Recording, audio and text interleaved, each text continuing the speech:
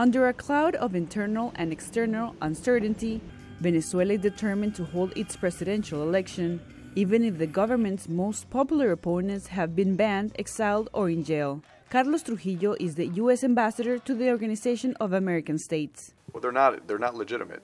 Elections in which people don't have the freedom to participate, in which all parties aren't represented, in which political prisoners are still imprisoned, in which people are tortured and intimidated and harassed when they try to participate. No international organization and no free democratic government will accept those outcomes as legitimate. The White House and the President's National Security Advisor, John Bolton, have decreed Venezuela's current president as an unprincipled dictator, saying Nicolas Maduro should not even be on the ballot. If you could have a real free and fair election in Venezuela, Maduro would be out the door.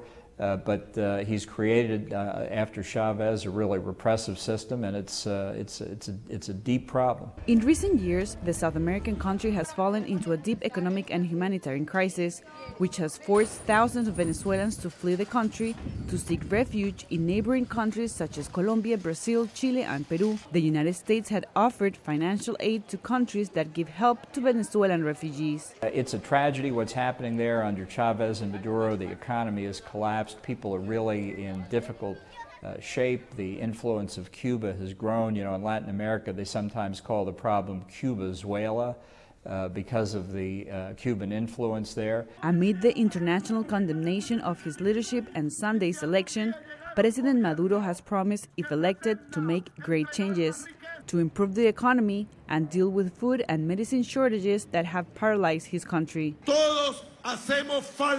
I invite everyone. We're all needed on Sunday, May 20th, and we all have to vote on Sunday, because that day we will decide what will happen to our country for the next 30 years. Given the election's likely outcome, the United States has promised more sanctions against Maduro's government after May 20th and called on other countries in the hemisphere to do the same. Cristina, Caicedo, Smit, VOA News.